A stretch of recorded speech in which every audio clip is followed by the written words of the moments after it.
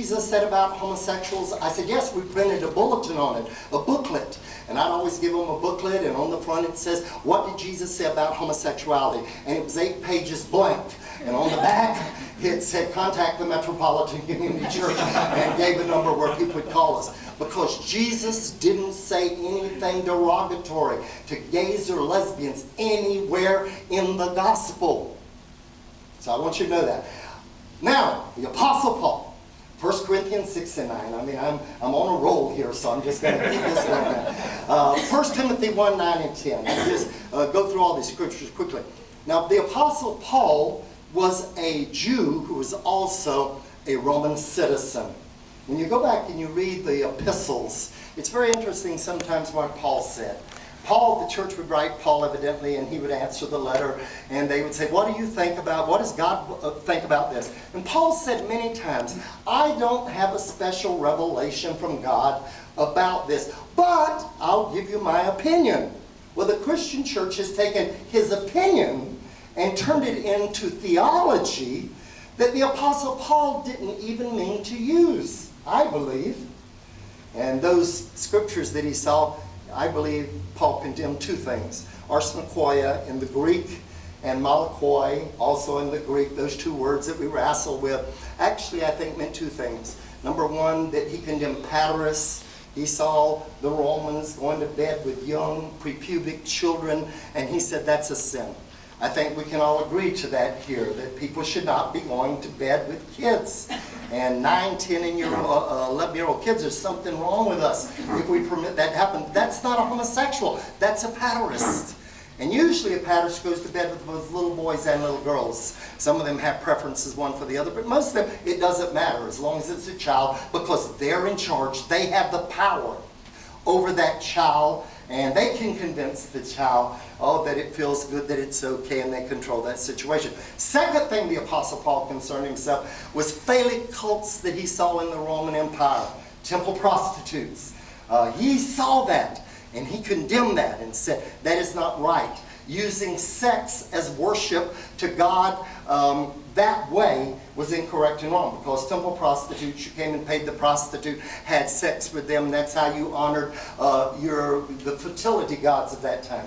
And Paul said absolutely not. Now there are some people who believe, yes, it did condemn homosexuals, but it doesn't matter, because now the culture has changed, just as it was with slavery.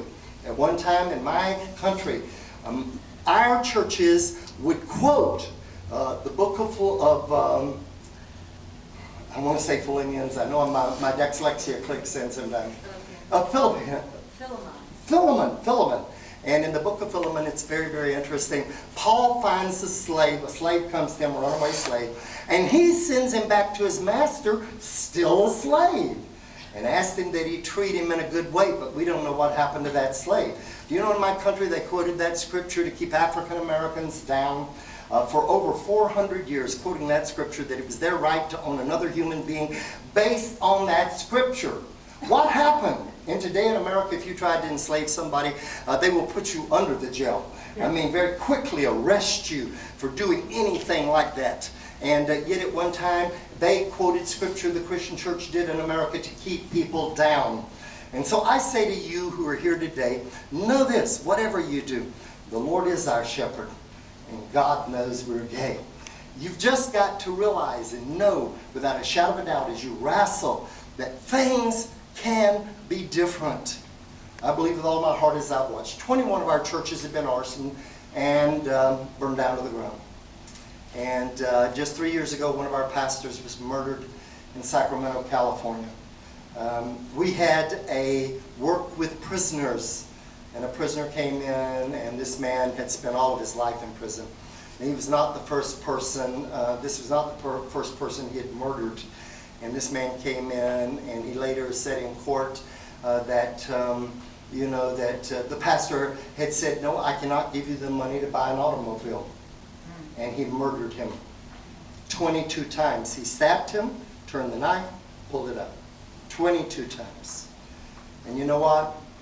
When he was found guilty, I called his attorney and I said, this is Reverend Troy Perry. I'm the founder. He knew who I was immediately, but I went ahead and said, I'm the founder of the Metropolitan Community Church. He said, yes, Reverend Perry, I know who you are. And I said, I am willing to come and testify for this man to keep him from not getting the death penalty. And he was shocked, and I said, our church, the last thing I want to do is see someone murdered. I don't want to see the state murdering people, and I said, I certainly don't want to see ever. I believe in peace, and I'm willing, even this man who has murdered our pastor, I'm willing to come and to testify in front of a jury to spare his life, and but I want him locked up for his natural-born life. I do not want him out of prison running around to now murder a third person. The attorney called me back and he said, well, the prisoner said that if you would help him get into a prison where it wasn't so bad. I said, no, no, no. I said, hear me again. I'm willing to come to keep him from dying. I'm not coming to be stupid and to ask or start arguing with the judge on whether he ought to be in this prison or that prison. The prisoner turned me down, and he is now on death row in California awaiting execution. See, as Christians, as gays and lesbians, we have to be willing to forgive our enemies. We just do. That's what the scripture teaches. It's not about hating somebody. It's not about, abusing somebody because they've abused us. But it's about being who we are, standing tall, and knowing without a shadow of a doubt again that God cares about us. And you know what? We're good people. Good people. We have good jobs usually. We're great on the job. We try harder than everybody else. I've learned this about our community because we want people to know we're responsible. And sometimes we hope we did in the past in my country that would save our jobs. Sometimes it did, sometimes it did not. But I thank God I've lived to see that in all the federal government now in the U.S., President Bill Clinton signed an executive order banning discrimination in all jobs. And so I used to